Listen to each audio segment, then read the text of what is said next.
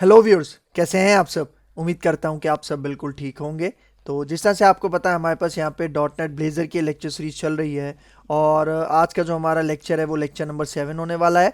और lecture number 7 का जो टॉपिक है वो है इवेंट हैंडलिंग इन ब्लेजर। भाई बहुत ही ज़्यादा इंपॉर्टेंट कॉन्सेप्ट है, ठीक है। ब्लेजर के अंदर बहुत ज़्यादा यूज़ किया जाता है ये कॉन्सेप्ट इवेंट हैंडलिंग।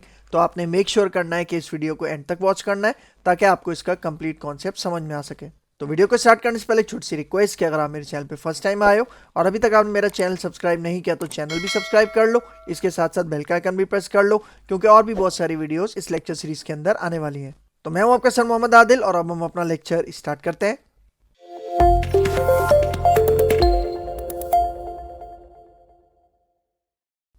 तो भाई देखो, what is event handling in blazer. सबसे पहले इवेंट हैंडलिंग का हम कॉन्सेप्ट समझते हैं, ठीक है। भाई मैं आपको एक डायग्राम से इसका कॉन्सेप्ट बहुत आसानी से, बहुत आसान करके मैं समझाना चाह रहा हूँ, ठीक है। भाई देखो, हमारे पास सपोज करो कि एक बटन है। आपने बहुत सारी ऐसी वेब एप्लीकेशंस यूज की होंगी जिसके अंदर आपने बटन्स के साथ काम किया होगा। तो भाई होता क्या है, यहाँ पे देखो, जब भी हम बटन को क्लिक करते हैं, ठीक है, अपने माउस से जब भी हम बटन को क्लिक करते हैं, तो क्लिक बेसिकली क्या है, क्लिक बेसिकली हमारे पास कहलाता है इवेंट। क्योंकि भाई देखो, जब भी आप क्लिक करते हो तो कोई ना कोई एक्शन परफॉर्म होता है ना। तो इसलिए इस क्लिक को क्या कहा जाता है, इवेंट कहा जाता है। क्योंकि इस क्लिक इवेंट के अगेंस्ट में हम क्या करते हैं, कोई ना कोई कोड, कोई ना कोई एक्शन परफॉर्म करते हैं। जिस तरह यहां पे देखो, जब भी आप इस बटन के ऊपर क्लिक करोगे, ठीक है, तो ये क्लिक क्या हो गया, इवेंट हो गया। तो इसके अगेंस्ट में क्या होगा, हमारे पास एक सी शार्प का कोड एग्जीक्यूट होगा। मतलब जैसे बटन पे क्लिक किया, क्लिक इवेंट फायर हुआ, और उसके अगेंस्ट में सी शार्प का एक कोड एग्जीक्यूट होगा। और वो जो सी शार्प का कोड होता है वो हम किसके अंदर रखते हैं, वो हम रखते हैं इवेंट हैंडलर के अंदर।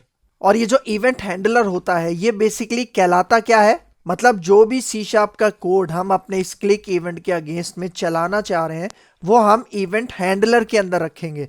तो भाई देखो, ये इवेंट हैंडलर होता क्या है, ये कुछ भी नहीं होता। बेसिकली ये होता है आपके पास सी शार्प का मेथड। आप मेथड कह लो या फंक्शन कह लो। इसका मतलब जब भी यहाँ पे इस बटन के ऊपर क्लिक होगा, ठीक है, तो क्लिक इवेंट फायर होगा, और उसके अगेंस्ट में हमारे पास एक सी शार्प का मेथड रन होगा, जिसको हम यहाँ पे क्या कह रहे हैं, इवेंट हैंडलर।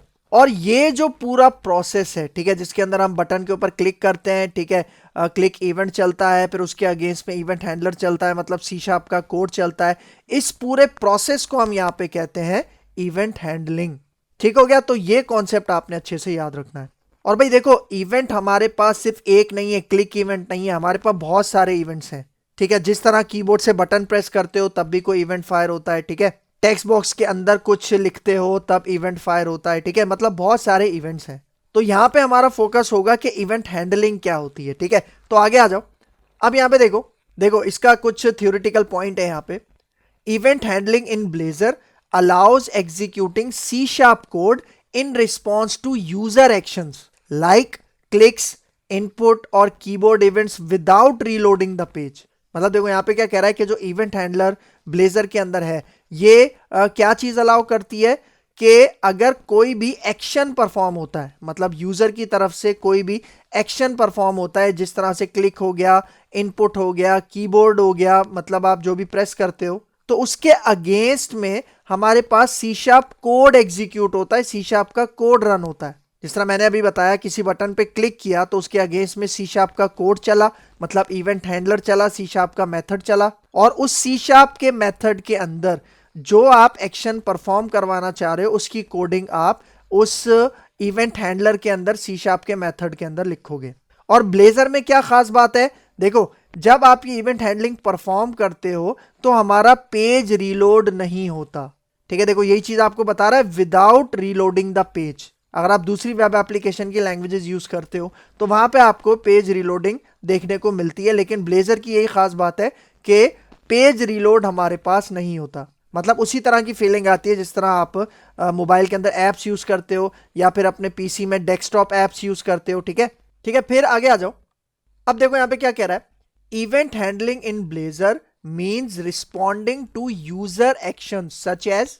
मतलब यहां पे कह रहा है कि इवेंट हैंडलर जो ब्लेजर में है, इसका मतलब है कि यूजर के एक्शंस को रिस्पॉन्ड करना, ठीक है।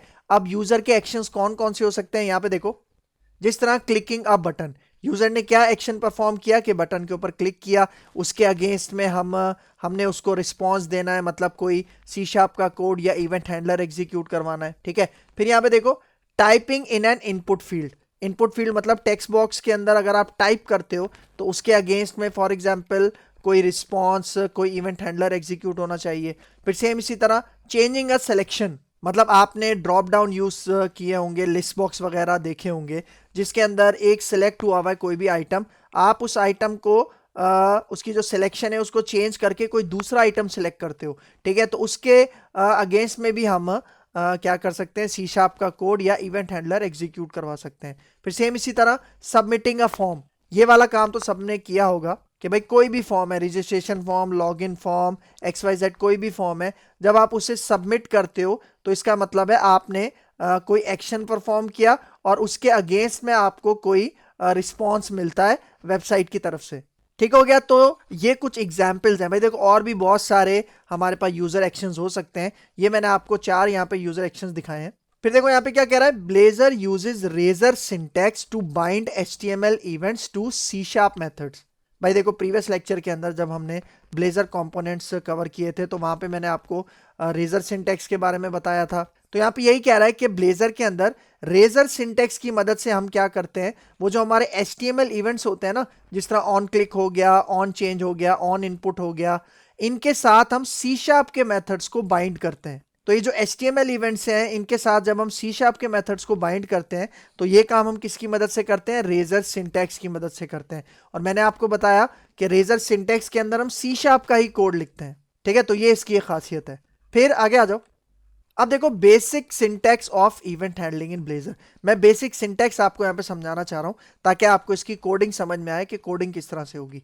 तो यहाँ पे देखो ये ग्रीन कलर में आपको एक बटन नजर आ रहा है, ठीक है। HTML का बटन आप सबने कवर किया होगा। इसके अंदर यहाँ पे देखो मैंने टेक्स्ट लिखा हुआ है क्लिक, और इसके अंदर यहाँ पे देखो ऑन क्लिक का एक HTML इवेंट है जिसके साथ मैंने C शार्प का मेथड यहाँ पे बाइंड किया हुआ है, रखा हुआ है, और इसका नाम क्या है, मेथड नेम। तो नीचे देखो ये जो हमारे पास रेजर सिंटैक्स होता है, मतलब रेजर सिंटैक्स का जो कोड ब्लॉक होता है, इसके अंदर यहाँ पे देखो यही वाला मेथड जो मैंने ऑन क्लिक के ऊपर यहाँ पे सेट किया हुआ है ना, यही मेथड मैंने यहाँ पे बनाया हुआ है। और अब मैं चाह रहा हूं कि भाई जब भी इस बटन के ऊपर क्लिक हो तो ये वाला मेथड फायर हो, और इस मेथड के अंदर जो भी मैं लॉजिक लिखना चाहता हूं, जो भी मैं C शार्प की कोडिंग लिखना चाहता हूं, वो मैं यहाँ पे लिखूंगा।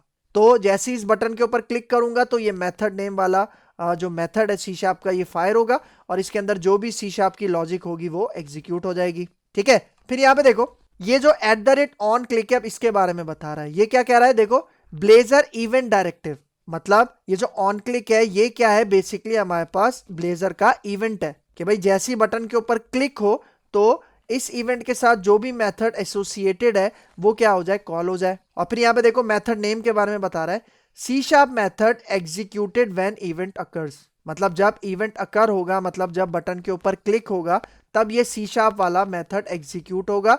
और इसी C शार्प के मेथड को मैं क्या कह रहा था, इवेंट हैंडलर, ठीक है। तो एक ये पॉइंट आपने याद रखना है। तो भाई देखो अब मैं इसकी एक प्रैक्टिकल एग्जांपल आपको करके दिखाता हूं जिससे आपको इसका जो कॉन्सेप्ट है इवेंट हैंडलिंग का वो और अच्छे समझ में आएगा, ठीक है। तो मैं आता हूं अपने विजुअल स्टूडियो में। तो भाई देखो मैं अपने विजुअल स्टूडियो में आ गया हूँ, ठीक है। और ये काम हमने अपने प्रीवियस लेक्चर के अंदर किया था जिसके अंदर हमने पेरेंट और चाइल्ड कम्युनिकेशन की बात की थी अपने लेक्चर नंबर 6 के अंदर। तो उसी की कोडिंग यहाँ पे हुई हुई है और हम उसी प्रोजेक्ट के ऊपर काम कर रहे हैं जिसके अंदर हमने शुरू से हम काम कर रहे हैं माई फर्स्ट ब्लेजर ऐप, नजर आ रहा होगा आपको, ठीक है। तो अब देखो ये जो पेरेंट और चाइल्ड वाले कंपोनेंट्स हैं इसको मैं यहाँ पे क्लोज कर रहा हूँ, ठीक है। इसको मैं यहाँ पे क्लोज कर देता हूँ। और अब देखो इवेंट हैंडलिंग को परफॉर्म करने के लिए मैं एक न्यू फ्रेश कंपोनेंट यहाँ पे क्रिएट करता हूँ। तो मैंने क्या बताया था, कंपोनेंट्स का एक फोल्डर होता है जिसके अंदर हम अपने कंपोनेंट क्रिएट करते हैं, और कंपोनेंट्स के अंदर पेजेस का जो फोल्डर है इसके अंदर हम बेसिकली अपने कंपोनेंट्स क्रिएट करते हैं। तो पेजेस के ऊपर आपने राइट क्लिक करना है, ऐड पे जाना है, और यहाँ पे आपको रेजर कंपोनेंट, ठीक है। यहाँ पे देखो आपको इसका नाम सेट करना है। तो देखो यहाँ पे मैं अपने इस कंपोनेंट का नाम सेट कर देता हूँ इवेंट हैंडलिंग, ठीक है। डॉट रेजर इसकी एक्सटेंशन होती है।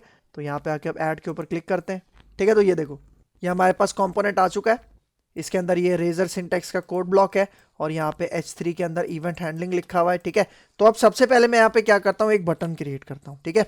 सही बटन क्रिएट करता हूँ, ये बटन आ गया। अब देखो लॉजिक में क्या अप्लाई कर रहा हूँ, आपने इस लॉजिक के बारे में पहले भी सुना होगा। मैं एक बटन बनाता हूँ, ठीक है, और उस बटन के ऊपर मैं क्लिक करूंगा, ठीक है। तो जब मैं उस बटन के ऊपर क्लिक करूंगा तो मैं चाह रहा हूं यहाँ पे मैं एक नंबर डिस्प्ले करवाऊंगा, उसको मुझे 1 1 इंक्रीमेंट करना है। मतलब 0 से स्टार्ट होगा, फिर 1 2 3 4 5 इस तरह से वो इंक्रीमेंट होता जाएगा, ठीक है। तो यहाँ पे मैं इसको कह देता हूँ, टेक्स्ट इसके अंदर पास करता हूँ इंक्रीज, ठीक है। और इसके अंदर देखो इस बटन को थोड़ा सा इनहेंस करने के लिए मैं यहाँ पे बूटस्ट्रैप की क्लास अप्लाई करता हूँ, ठीक है। एक क्लास होती है BTN, दूसरी क्लास होती है हमारे पास BTN प्राइमरी, ठीक है। क्योंकि मैंने आपको बताया था कि जो हमारा ब्लेजर ऐप है इसके अंदर बूटस्ट्रैप हमारे पास पहले से मौजूद होती है, ठीक है। सही, तो देखो अब मुझे अपने इस बटन के साथ एक मेथड एसोसिएट करना है, मतलब कनेक्ट करना है, ताकि जब मैं इस बटन के ऊपर क्लिक करूं तो वो मेथड वो इवेंट हैंडलर फायर हो, ठीक है। तो उसके लिए यहाँ पे देखो मैं अपने इस रेजर सिंटेक्स के कोड ब्लॉक के अंदर एक वेरिएबल बनाता हूँ काउंट के नाम से, और इसको मैं इनिशियलाइज करता हूँ 0 से, ठीक है। और अब मैं यहाँ पे एक मेथड बनाता हूँ, ठीक है। उसकी रिटर्न टाइप में यहाँ पे रखता हूँ वॉइड, और मैं यहाँ पे इसको कहता हूँ इंक्रीमेंट काउंट, ठीक है। ये मैंने मेथड बनाया, इसके पेरेंथीसिस, और यहाँ पे आ गई इसकी बॉडी। और देखो इसके अंदर मैं क्या करता हूँ, ये जो मेरा काउंट का वेरिएबल है ना, जिसके अंदर मैंने फर्स्ट टाइम 0 इनिशियलाइज किया था, इसके अंदर मैं 1 प्लस कर लेता हूँ। 1 प्लस करने के लिए मैंने यहाँ पे क्या किया, प्लस प्लस जो कि इंक्रीमेंट ऑपरेटर है वो मैंने यहाँ पे लगा दिया, ठीक है। और अब देखो अब ये वाला जो मेथड है ना इंक्रीमेंट काउंट, मैं कह रहा हूँ कि जैसे इस बटन के ऊपर क्लिक होगा ना तो ये वाला मेथड फायर होना चाहिए। तो उसके लिए यहाँ पे देखो मैं ऑन क्लिक का यहाँ पे इवेंट लगाऊंगा। उसके लिए शुरू में मैं यहाँ पे @ लगाऊंगा और फिर यहाँ पे आके ऑन क्लिक, ठीक है। और अब मैं यहाँ पे अपने इस मेथड का नाम पास करता हूँ जो मैंने अभी बनाया, जिसका क्या नाम है इंक्रीमेंट काउंट। और याद रखना इंक्रीमेंट काउंट के आगे आपने ये पेरेंथीसिस नहीं लगाने, ठीक है। बहुत सारे जो स्टूडेंट्स हैं वो मिस्टेक करते हैं कि यहाँ से कॉपी करके ये पूरा पूरा यहाँ पे डाल देते हैं, जिसकी वजह से यहाँ पे एरर आता है, ठीक है। आपने सिर्फ मेथड का नेम स्पेसिफाई करना है, ठीक है। पेरेंथीसिस यहाँ पे नहीं डालने, ठीक है। तो अब यहाँ पे देखो ये आपको नजर आ रहा है, ये बटन है, ठीक है, जिसके अंदर टेक्स्ट क्या है इंक्रीज। तो जैसे ही मैं अब इस बटन के ऊपर क्लिक करूंगा तो ये वाला इवेंट फायर होगा ऑन क्लिक के ऊपर, मतलब ये वाला C# का मेथड एग्जीक्यूट होगा, और ये क्या करेगा काउंट के अंदर 1 1 इंक्रीमेंट करता जाएगा। मतलब जितनी दफा मैं बटन पे क्लिक करूंगा उतनी दफा ये वाला जो मेथड है ये कॉल होता जाएगा, ठीक है। तो अब अपनी एप्लीकेशन को रन करने से पहले मैंने आपको बताया था कि हमें राउट डिफाइन करना पड़ता है, ठीक है, ताकि हम इस पेज के ऊपर इस कंपोनेंट के ऊपर जा सकें, ठीक है। तो उसके लिए मैं यहाँ पे कह देता हूँ फॉर एग्जांपल पहले / और शॉर्ट में मैं यहाँ पे लिख देता हूँ EH, मतलब इवेंट हैंडलिंग, ठीक है। तो हम यहाँ पे इसको सेव करते हैं, अपनी एप्लीकेशन को यहाँ पे रन करते हैं, ठीक है। तो यहाँ पे देखो हमारी एप्लीकेशन रन हो चुकी है, और यहाँ पे देखो अभी ये होम पेज शो हो रहा है। हमने अपने राउट का क्या नाम रखा था EH, मतलब इवेंट हैंडलिंग। तो यहाँ पे आके मैं एंटर करता हूँ, तो ये देखो अभी हमारे पास बटन आ रहा है, लेकिन भाई जब मैं इस बटन के ऊपर क्लिक करूंगा तो वो जो नंबर इंक्रीमेंट होगा वो हमें नजर नहीं आ रहा, ठीक है। क्योंकि उसके लिए यहाँ पे मैंने एक काम नहीं किया, बहुत ज्यादा इंपॉर्टेंट। देखो ये वाला जो वेरिएबल है ना काउंट, इसी के अंदर इंक्रीमेंट हो रहा है ना, तो इसको मैंने यहाँ पे नीचे डिस्प्ले नहीं करवाया, ठीक है।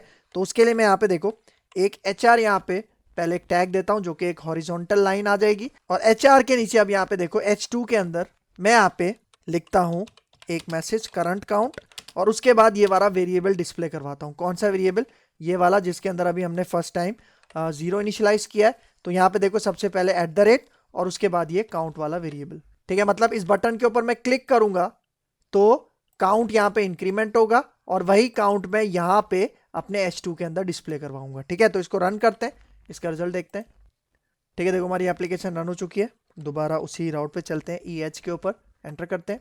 तो ये देखो ये आपको नजर आ रहा है करंट काउंट क्या शो हो रहा है अभी हमें 0। तो जैसे ही मैं इंक्रीज के ऊपर बटन पे क्लिक करूंगा तो हमारे पास ये जो काउंटर है जिसके अंदर अभी 0 है ये 1 1 करके इंक्रीमेंट होना चाहिए, ठीक है। तो देखो इसके ऊपर क्लिक करते हैं, तो ये देखो अभी एक प्रॉब्लम हो रहा है।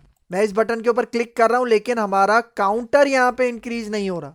उसकी एक वजह है। अब उसकी वजह क्या है, पहले मैं आपको यहाँ पे उसकी वजह दिखाता हूँ, ठीक है। मैं इसको यहाँ पे स्टॉप करता हूँ, अपनी स्लाइड पे आते हैं, ठीक है। यहाँ पे आ जाओ, देखो क्या कह रहा है, reason counter is not incriminating. मतलब रीजन क्या है कि ये जो इवेंट हैंडलिंग हम इंप्लीमेंट कर रहे हैं ये क्यों इंप्लीमेंट नहीं हो रही, उसकी वजह क्या है। भाई यहाँ पे देखो क्या कह रहा है, the most common reason for a Blazor counter not incrementing in .NET 8 is that the component is being rendered statically. भाई देखो आपने स्टैटिक का कॉन्सेप्ट सुना होगा, डायनेमिक का कॉन्सेप्ट सुना होगा, स्टैटिक का क्या कॉन्सेप्ट होता है कि जिसके अंदर चीजें फिक्स रहती हैं, चेंज नहीं होती। और डायनेमिक मतलब जिसके अंदर चीजें चेंज होती रहती हैं। सेम इसी तरह स्टैटिक और डायनेमिक वेबसाइट का भी कॉन्सेप्ट है। स्टैटिक वेबसाइट के अंदर चीजें फिक्स रहती हैं, चेंज नहीं होती। डायनेमिक वेबसाइट के अंदर टाइम टू टाइम चेंज होती रहती हैं। तो यहाँ पे देखो क्या कह रहा है कि हमारे पास ये जो कंपोनेंट होता है ना ब्लेजर के अंदर, वो बाय डिफॉल्ट स्टैटिकली रेंडर होता है। स्टैटिकली मतलब उसके अंदर ये जो इवेंट्स वगैरह का काम होते हैं ना, जिसके अंदर हमारे पास कोई भी एक्शन परफॉर्म होता है तो उसके अगेंस्ट में कोई कोड एग्जीक्यूट होता है, ये वाला काम बाय डिफॉल्ट इसके अंदर नहीं होता, क्योंकि ये स्टैटिकली रेंडर हुआ है। देखो क्या कह रहा है, that the component is being rendered statically without an interactive render mode enabled. मतलब बाय डिफॉल्ट यहाँ पे ये स्टैटिकली रेंडर हुआ है, इसके अंदर हमारे पास कोई इंटरैक्टिव रेंडर मोड इनेबल नहीं हुआ। मतलब यहाँ पे देखो सेकंड पॉइंट क्या कह रहा है, by default new blazer web app templates use static server rendering which does not support UI events like button clicks. मतलब यहाँ पे कह रहा है कि जो भी हम न्यू ब्लेजर वेब ऐप बनाते हैं ना, ब्लेजर वेब ऐप की टेम्पलेट को यूज करके, वो स्टैटिक सर्वर को यूज कर रहा होता है जिसके अंदर चीजें फिक्स रहती हैं, जिसके अंदर ये जो हमारे यूआई इवेंट्स है ना लाइक बटन क्लिक्स, वो परफॉर्म नहीं हो सकते। तो उसके लिए हमें यहाँ पे क्या करना पड़ेगा, देखो उसके लिए हमें यहाँ पे एक लाइन का कोड लिखना पड़ेगा। और वो क्या है, देखो ये पेज है ना, इसके नीचे मैं यहाँ पे आता हूँ और इसके अंदर यहाँ पे एक डायरेक्टिव है हमारे पास जिसको हम कहते हैं रेंडर मोड। और उसके बाद यहाँ पे आपके ने डबल कोट्स के अंदर नहीं, डायरेक्ट यहाँ पे लिखना है इंटरएक्टिव सर्वर विदाउट स्पेस देके, ठीक है। मतलब स्टैटिक सर्वर नहीं, इंटरैक्टिव सर्वर। तो जब आप रेंडर मोड के साथ ये स्पेसिफाई कर दोगे इंटरैक्टिव सर्वर, तो वो जो स्टैटिक सर्वर पहले यूज हो रहा था ना, अब वो यहाँ पे यूज नहीं होगा। और इससे क्या होगा इंटरैक्टिव सर्वर से, कि जो हमारे इवेंट्स है ना, क्लिक इवेंट्स वगैरह, ये अब काम करेंगे बिल्कुल प्रॉपरली, ठीक है। तो यहाँ पे आके मैं दोबारा इसको रन करता हूँ अपनी एप्लीकेशन को, इसका रिजल्ट अब आपको दिखाता हूँ, ठीक है। तो यहाँ पे देखो हमारी एप्लीकेशन रन हो चुकी है और अब मैं यहाँ पे आके वही राउट स्पेसिफाई करता हूँ EH, ठीक है, एंटर करते हैं। तो अब ये देखो दोबारा बटन आ रहा है और अब चूंकि मैंने वो जो इशू आ रहा था वो मैंने सॉल्व कर लिया। अब देखो मैं बटन के ऊपर क्लिक करता हूँ, तो आप इस काउंटर के ऊपर गौर करना, ठीक है। यहाँ पे आके बटन पे क्लिक करते हैं, तो अब ये देखो जैसे एक दफा क्लिक किया 1 हो गया, दोबारा क्लिक करूंगा 1 में 1 इंक्रीमेंट हो जाएगा, 2 हो जाएगा। इसी तरह जितनी दफा मैं इसके ऊपर क्लिक करता जाऊंगा, हमारा वो इंक्रीमेंट काउंट वाला मेथड इवेंट हैंडलर चलता जाएगा और वो इसके अंदर 1 इंक्रीमेंट करता जाएगा, इंक्रीमेंट भी करता जाएगा। और देखो हमारी स्टेट भी यहाँ पे मेंटेन रह रही है। इसका मतलब उसको पता है कि भाई लास्ट वैल्यू क्या थी 9, तो उसके अंदर 1 इंक्रीमेंट करना है। अब 10 है, दोबारा प्लस करूंगा तो इसके अंदर 1 इंक्रीमेंट हो जाएगा, ठीक है।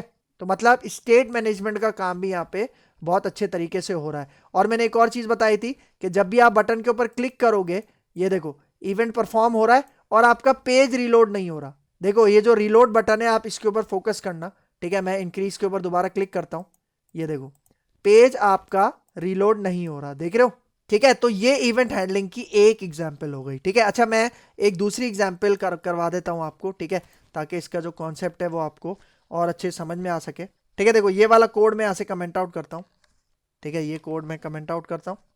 कमेंट आउट की शॉर्टकट क्या बताई थी, पहले आपने कोड को सिलेक्ट करना है और फिर कीबोर्ड से कंट्रोल/, इसी से कमेंट होगा और इसी से अनकमेंट होगा। मतलब मैं दोबारा सिलेक्ट करता हूं और दोबारा कंट्रोल/, प्लेस करता हूं, तो देखो दोबारा अनकमेंट हो गया, ठीक है।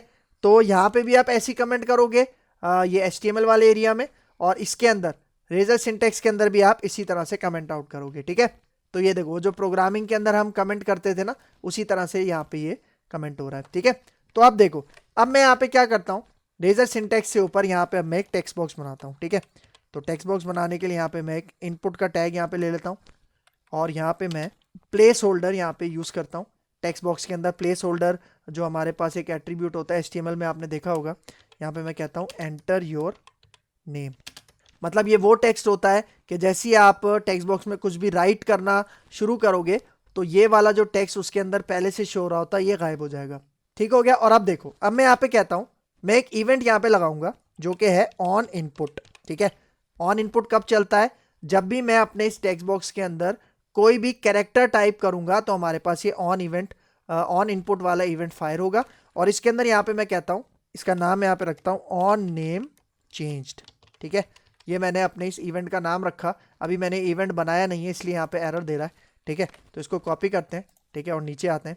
तो अब यहाँ पे देखो मैं एक वेरिएबल बनाता हूँ स्ट्रिंग टाइप का, ठीक है, नेम, और इसके अंदर मैं अभी फिलहाल एम्प्टी स्ट्रिंग यहाँ पे पास कर देता हूँ, ठीक है।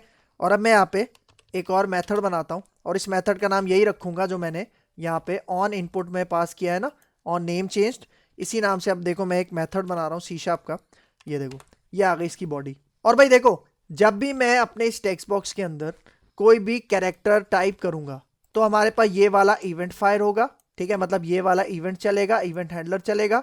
और जो भी कैरेक्टर है वो कहाँ पे जाके स्टोर होगा, देखो ये वाला जो हमारे पास सी शार्प का मेथड है ना, इसके अंदर मैं एक पैरामीटर बनाता हूं और वो पैरामीटर किस टाइप का होगा, यहाँ पे देखो चेंज इवेंट आर्क्स, और इस पैरामीटर का नाम मैं रख रहा हूं शॉर्ट में ई। मतलब ये समझ लो ई एक वेरिएबल है, एक पैरामीटर है जिसकी डेटा टाइप क्या है, चेंज इवेंट आर्क्स।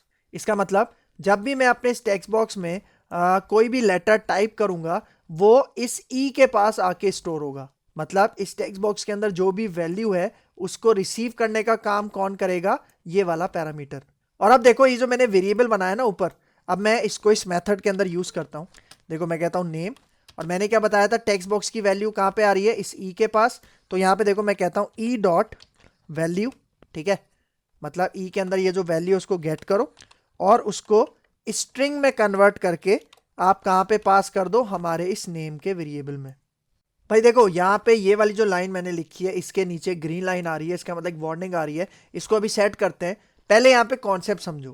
भाई देखो मैंने क्या बताया, ये मेरा एक टेक्स्ट बॉक्स है, ठीक है। इस टेक्स्ट बॉक्स के अंदर जब भी मैं कुछ टाइप करूंगा तो हमारे पास ये ऑन इनपुट का ये जो इवेंट है ये फायर होगा और इसके अगेंस्ट में ये वाला मेथड चलेगा, मतलब ये वाला मेथड चलेगा।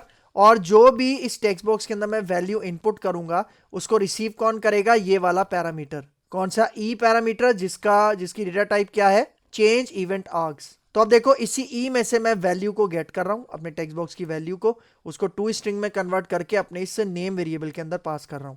और अब इसी नेम वेरिएबल को यहाँ पे देखो जो मेरा टेक्स्ट बॉक्स है इसके नीचे मैं एक HR बनाता हूँ, मतलब हॉरिजॉन्टल लाइन। और यहाँ पे मैं S2 के अंदर यहाँ पे मैं कह देता हूँ एक टेक्स्ट पास करता हूँ, योर नेम इज, और यहाँ पे यही जो नेम वाला वेरिएबल मैंने नीचे बनाया है ना, जिसके अंदर मैं अपनी ये टेक्स्ट बॉक्स की वैल्यू सेट करवा रहा हूँ, वो मैं यहाँ पे डिस्प्ले करवा रहा हूँ, ठीक है।